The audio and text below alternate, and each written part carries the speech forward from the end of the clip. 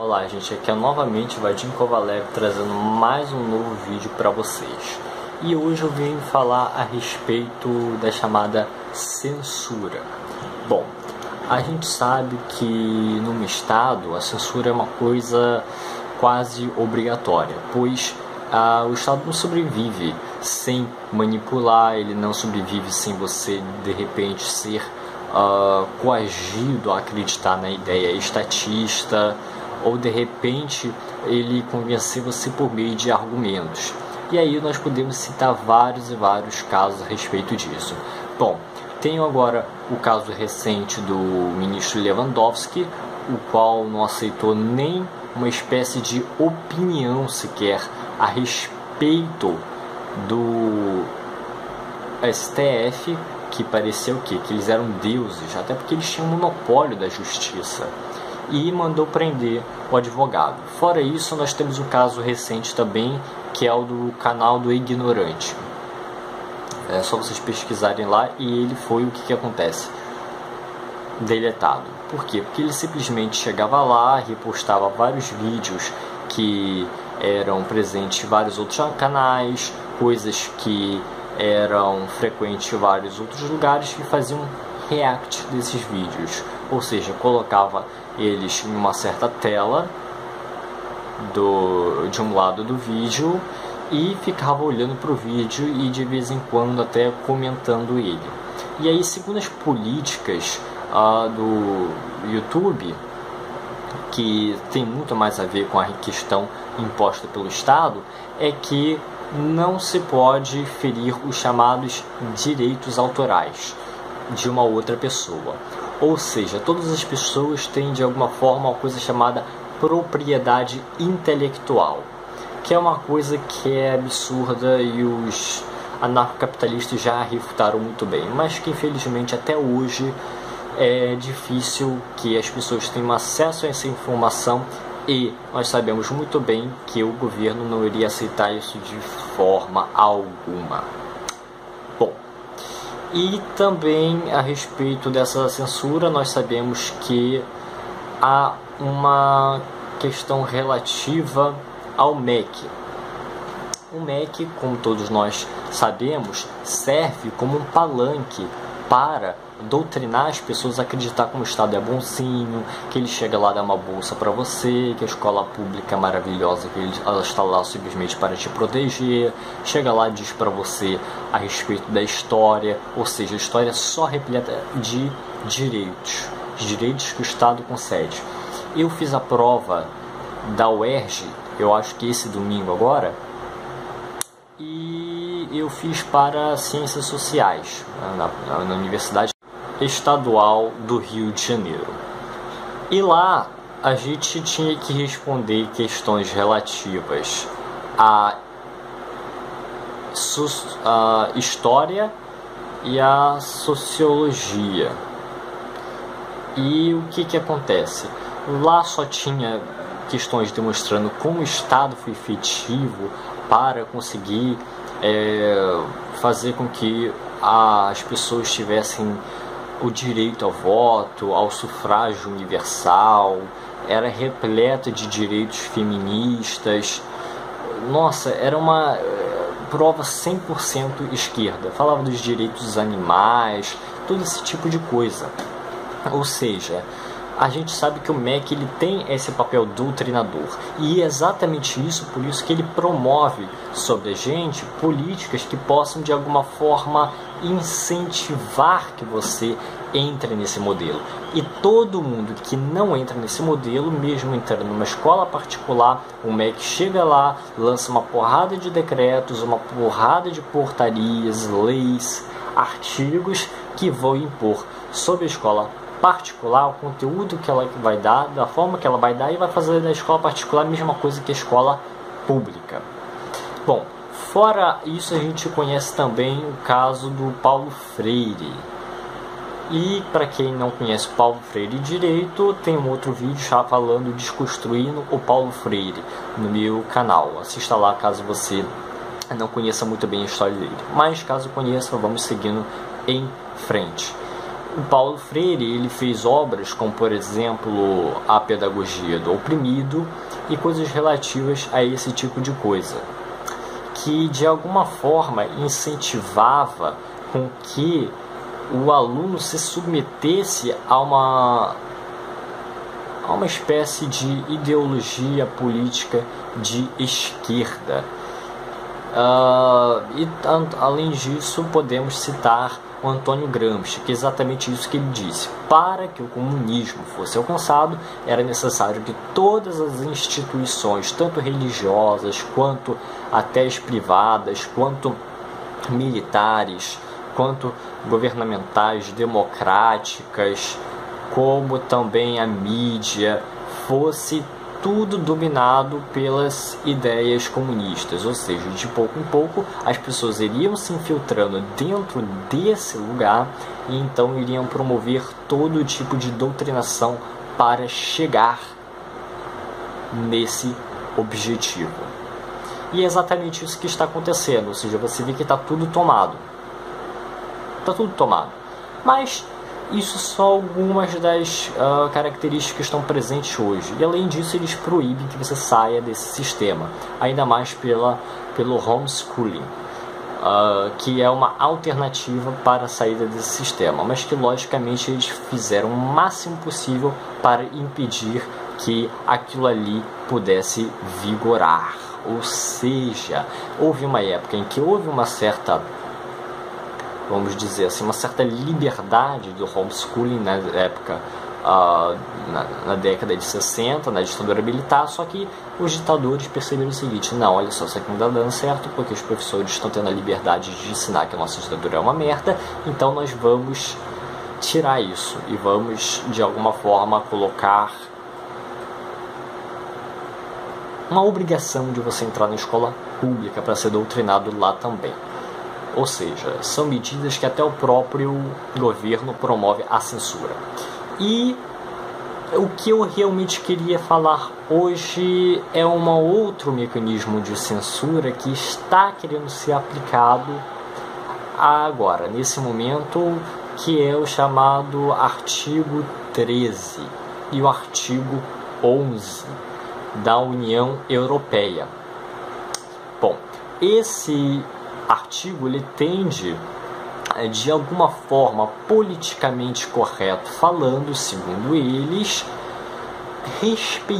promover o respeito aos direitos autorais, ou seja, os direitos autorais, chamados de propriedade intelectual de alguma forma, eles deveriam ser protegidos, e para isso haveria uma lei que deveria ser imposta a toda a União Europeia para que todo mundo pudesse promover mecanismos que pudessem filtrar conteúdos que pudessem haver qualquer tipo de direito autoral, ou seja, todo mundo teria que implantar algum tipo de ferramenta por meio de alguma programação para que automaticamente aqueles conteúdos que tivessem tido algum tipo de suspeita de apresentar uma espécie de conteúdo já protegido pelo copyright fosse bloqueado automaticamente. Ou seja, plataformas como o YouTube, o Facebook do Mark Zuckerberg,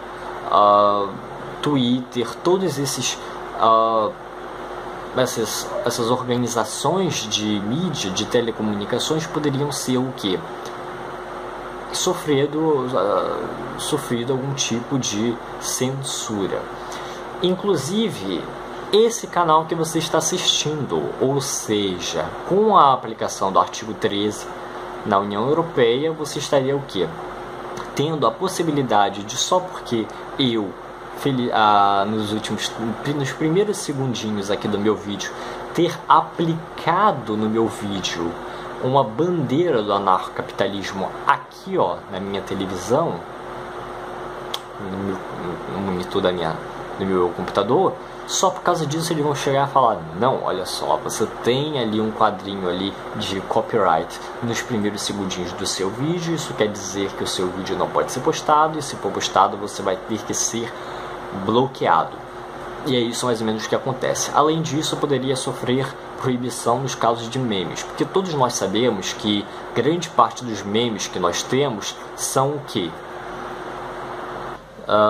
São memes que contêm de alguma forma um trechinho de um filme, um trechinho de algum tipo de conteúdo já protegido pelo copyright, como por exemplo algum personagem de um filme ou um personagem descrito num livro, ou já simplesmente alguma coisa comentada por uma empresa e que você chegou lá e postou para de repente dar um comentário a respeito daquilo. Isso também poderia sofrer censura. Então, por exemplo, você tem aquele caso famoso, né, de uma atriz da Globo que posa com aquela cara de... E todo mundo fica botando um monte de memes a respeito da cara dela e do não entendimento de alguma questão que está presente. Ou de repente algum tipo de, por exemplo, personagem como o Spider-Man, que é apresentado em um meme e que a respeito disso você faz algum comentário, de repente um meme humorístico. Esses são exemplos que poderiam ser banidos do Facebook. E também tem a questão de que outros conteúdos, como por exemplo vários canais do YouTube, tivessem que também se adaptar a isso. Por isso exatamente há uma grande gama de produtores de conteúdo, empresários que já estão se manifestando contra isso. Inclusive vários canais poderiam ser bloqueados aqui, talvez muitos mesmo. Principalmente aqueles que talvez não concordassem com algum tipo de intenção política dos administradores do conteúdo do copyright. Bom, e nós temos o seguinte, até o próprio YouTube comentou oficialmente um vídeo falando mal a respeito do artigo 13 da União Europeia, que foi aprovado por uma certa razoabilidade de votos de 15 contra 10, e também tinham 11 que tinham acho que um voto a mais, um voto a menos, alguma coisa desse tipo. Quer dizer, um voto a mais, se eu não me engano, mas foi uma diferença muito pequena. E até o próprio dono da Wikipédia se manifestou a respeito disso, vários outros empresários. E outra coisa que eles estão querendo propor é o que? É uma taxa sobre os anúncios e propagandas que os sites colocam. Ou seja, se você tiver de repente algum tipo de conteúdo na qual você poste um site, ou até mesmo no seu videozinho do YouTube que tivesse algum tipo de propaganda, você no caso estaria ferindo os direitos autorais, e no caso você teria que, caso você não ferisse os direitos autorais, você ainda teria que pagar uma taxa sobre aquilo ali, ou seja, um imposto só para você poder ter um anúncio. Ou seja, como se não bastasse você ter que colocar anúncios no seu site para sobreviver, para você conseguir um certo dinheirinho para poder sustentar o seu site, e você ainda vai ter que dar esse dinheiro para o governo. Não basta o imposto sobre a internet, que cobra-se para empresas que vão hospedar o seu site, não basta o seu tempo, não basta o imposto da questão da empresa que vai financiar isso para você, não basta do imposto que você comprou para o computador ou para o roteador da sua casa. Ainda tem que ter o quê? Ainda tem que cobrar imposto de uma coisa que você ganha para sustentar uma coisa, devido ao fato de que há imposto e que aquilo ali prejudica você. Bom, e os youtubers do Brasil também iriam sofrer. Agora, imagina o seguinte caso: as pessoas que mais iriam ter problemas com isso são os pequenos produtores de conteúdo. Os grandes ainda iriam dar um jeito, porque, por exemplo, imagina o meu canalzinho. Como é que eu iria pagar um programador para chegar lá e falar o seguinte: ó, tá vendo, governo? Aqui tentando todo tipo de fiscalização possível para impedir qualquer tipo de quebra de copyright. Ou seja, na verdade, nós temos que entender que o artigo 13 e o artigo 11, eles ainda obrigam todos os produtores de conteúdo a terem uma ferramenta de filtragem de conteúdo de copyright. Tá. Aí você imagina o seguinte, tá, o Google, YouTube, Twitter, Facebook, esses caras são o quê? Bilionários. Esse pessoal iria ter sim dinheiro para conseguir pagar por algum programador, alguém para desenvolver uma ferramenta muito boa para isso, que fosse aprovado pelo pessoal da Câmara dos parlamentares, ou que seja aprovado pelos fiscalizadores. Eles teriam dinheiro para pagar isso. Agora, como é que eu vou pagar isso? Como é que o canal do Ideias Radicais iria pagar isso? Como é que o canal do Anti-Estado iria pagar isso? Como é que o canal do Alexandre Porto iria pagar isso? Como é que o canal do Paulo Cogos iria pagar isso? Como é que ele chegaria e conseguiria pagar um cara para ter que filtrar o conteúdo do canal dele? Onde a gente arrumaria esse dinheiro?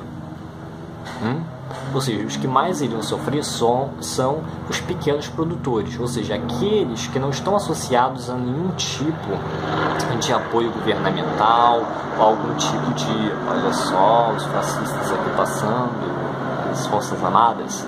Bom, como é que os pequenos produtores vão pagar isso? Não teria como, ou seja, os pequenos iriam falir e os grandes iriam se manter porque teriam dinheiro para isso e para se sustentar. E aí vem uma outra consequência. A gente sabe que os grandes produtores de conteúdo, eles são muito frequentemente associados a algum tipo de ideologia, algum tipo de pessoal da política que pudesse de repente ajudar eles a manter o conteúdo dele e ainda promovê-lo. Ou seja, quem iria sobreviver? Os maiores produtores que têm geralmente algum tipo de associação política com outras pessoas do governo. Esse pessoal que tem apoio do governo iria ter dinheiro suficiente para se sustentar. Agora, nós não teríamos dinheiro suficiente para nos sustentar, porque nós não temos também apoio ideológico. Isso quer dizer, as pessoas que vão fazer no YouTube falando coisas a respeito de notícias e de política, como eu, e que não estivesse, no caso, devendo nada a ninguém, não estivesse sendo obrigado, sendo pago pelo Estado para falar o que eles querem, ou seja, eu poder me manifestar honestamente, eu não poderia fazer isso. Ou seja, os únicos que poderiam fazer isso são aqueles aliados ao governo, ou seja, seriam os progressistas que poderiam fazer isso. Então você vai ver o que? Só mídia comum. Agora, pessoas como eu que não têm esse dinheiro inteiro para fazer isso, não poderiam ter dinheiro para pagar isso, para financiar esse tipo de política, de ferramenta de filtragem de conteúdo, copyright. Eu iria falir. Eu iria falir. E os outros canais iriam falir. E esses canais pequenos que iriam falir são os realmente voltados para a verdade. São aqueles que não devem nada a ninguém e por isso podem postar aquilo que realmente pensam e transmiti-los para os outros. Ou seja, basicamente iria ter uma filtragem dos canais que são a favor de uma política mais liberal ou realmente têm um conteúdo honesto, e aqueles que têm um conteúdo mais voltado para a esquerda iriam sobreviver, já que tem apoio governamental. Como se não bastasse isso, ainda teríamos que eles iriam ainda cobrar imposto da gente para fazer toda a propaganda. E aí vem o seguinte, eles vão cobrar o imposto da propaganda justamente para ter o dinheiro para pagar pessoas para fiscalizar a gente, para proibir a gente mais ainda de postar conteúdo. Ou seja, o dinheiro que eles vão cobrar das taxas de anúncios no seu site ou coisas desse tipo iriam para onde? Para pagar outros funcionários do governo para censurar vocês. É que nem, por exemplo, a polícia. Nós pagamos a polícia para censurar a gente. E eles, quer dizer, a gente paga a polícia para reprimir a gente.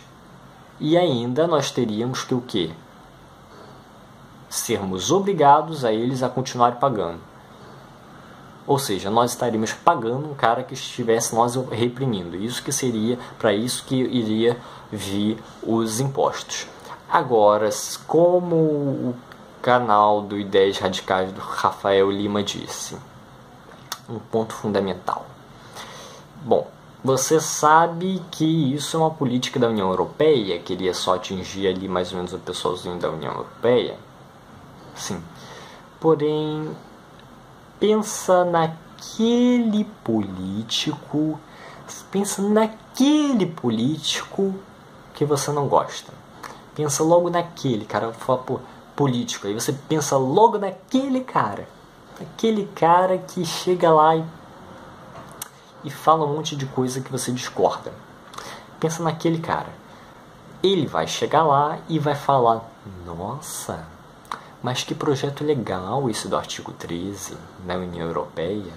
Mas por que não trazer ele pra cá? Olha que legal. Vamos proteger os direitos autorais aqui no Brasil. Vamos fazer justiça aqui no Brasil.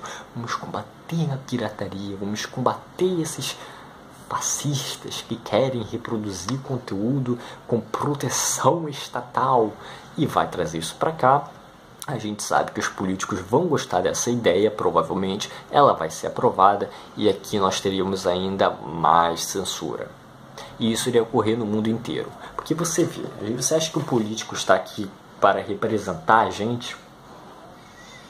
Não, ele não está aqui para representar a nossa classe, a classe do proletariado, a classe dos trabalhadores, ou a classe da população, ou só a classe dos conservadores, dos liberais. Não, eles estão ali para representar a si próprio. Eles fazem política não para você. E eles fazendo essa política própria, obviamente iriam receber propina um do outro, iriam combinar em adaptar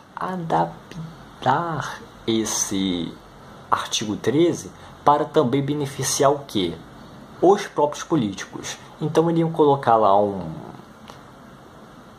uma frasezinha ou outra falando: não, olha só, de tal forma que iria ferir muito mais os canais contra a ideologia deles, ou seja, os canais libertários principalmente, e iriam financiar canais como, por exemplo, do Felipe Neto, que produz uma merda atrás da outra, mas tudo bem. Então isso seria trazido para cá por aquele político que a gente não precisa trazer um nome, sabe? Mas aquele político que você vê na televisão e fala: caraca, esse cara aí, puta que pariu.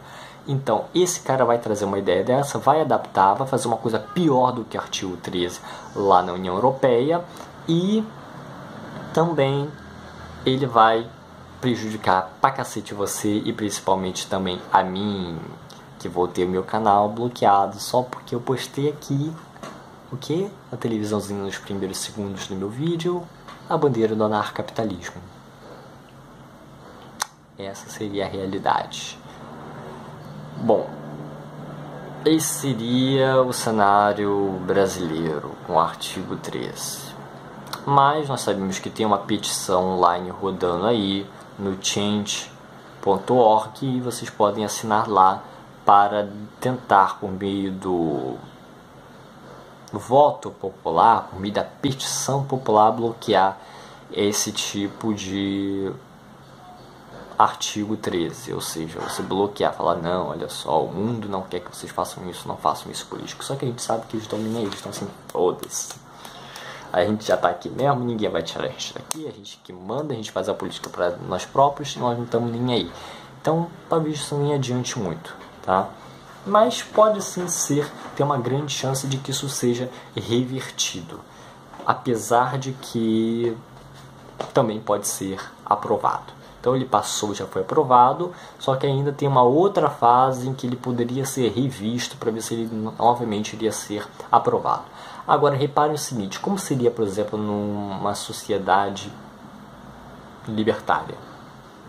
Bom, todo mundo iria poder postar o conteúdo que quer, todo mundo iria poder contribuir com várias ideias, não haveria esse tipo de propriedade intelectual, ou seja, como se uma pessoa chegasse lá e tivesse que, de repente, falar, olha só, essa ideia aqui é minha e você não pode reproduzir, ou seja, você não vai poder nem comentar no artigo 13 uma coisa que a outra pessoa disse, né? Que senão é quebra do direito autoral, você está repetindo uma coisa falada por outra pessoa. Já no anarcocapitalismo, no caso, numa sociedade libertária, não haveria esse tipo de censura, as pessoas poderiam compartilhar todo tipo de conteúdo que elas achassem que seria bom. Então, isso seria um ambiente saudável, isso seria um ambiente legal. E quando estou falando legal, eu estou falando legal no sentido bom e não no sentido legalizado, como por exemplo na União Europeia, tá? Então, a gente sabe que esse tipo de coisa ele não pode passar, a gente não pode deixar que isso passe para a União Europeia, porque a gente sabe que vai ter aquele político que vai querer trazer isso aqui para cá também. Bom, eu já fiz um pequeno comentário a respeito do artigo 11, a respeito do artigo 13 que queria ser aprovado ali na União Europeia. E se você gostou do vídeo, curta, compartilhe, se inscreva no canal, ative o sininho para ter as notificações dos novos vídeos que estarão a vir em seguida e comente o que você acha. Eu acho importante que você também me diga a sua opinião. Então, se inscreva no canal e tchau, tchau.